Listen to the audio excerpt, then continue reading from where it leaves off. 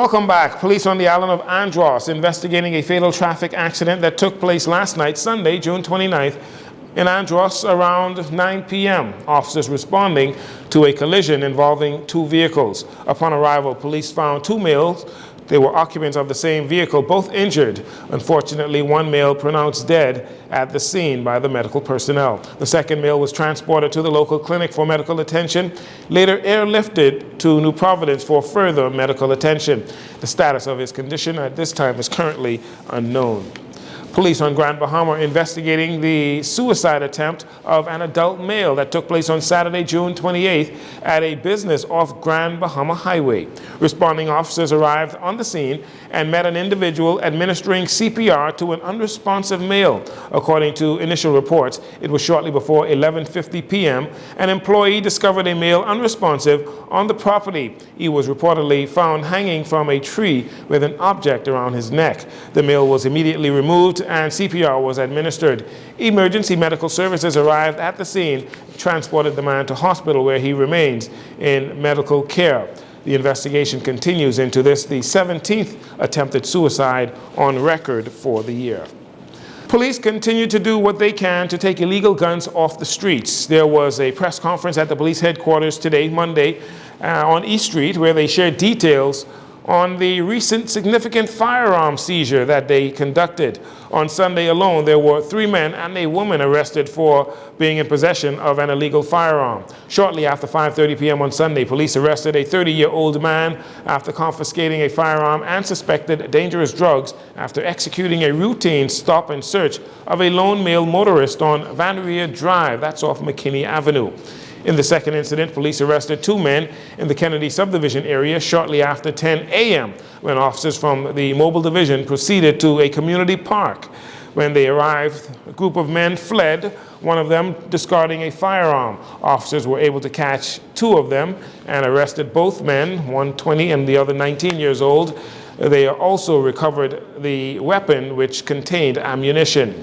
Also on Sunday, in a joint effort involving officers from the Drug Enforcement Unit, the Anti-Gang and Firearms Task Force Unit, and the Canine Support Unit, resulting in the confiscation of yet another firearm and the arrest of a 36-year-old woman shortly before 1 a.m. at a home on Hannah Road. The Bahama Resort Foundation is once again giving back, this time following its successful June 14th golf invitation. Senior Vice President Robert Sands says the effort reflects the resort's ongoing commitment to wider community. Several local organizations received a portion of the $300,000 raised by Bahama in what Mr. Sands says is just the beginning of this summer's corporate outreach.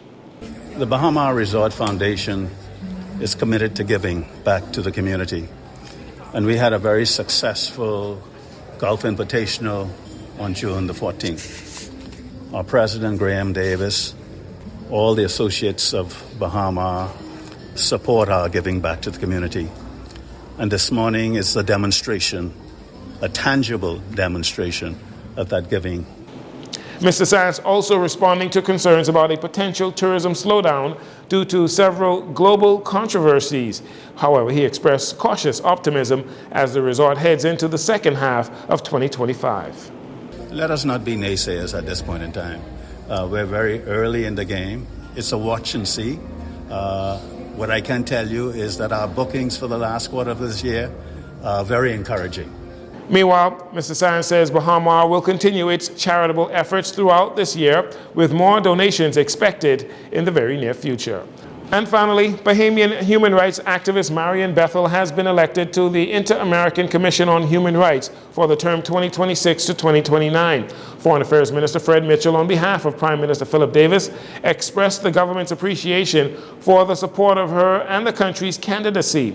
He said the government knows that she will represent the country well. The Inter-American Commission on Human Rights, established in 1948, is a permanent body based in Washington, D.C. It holds regular and special sessions throughout the year to review human rights complaints in the Americas.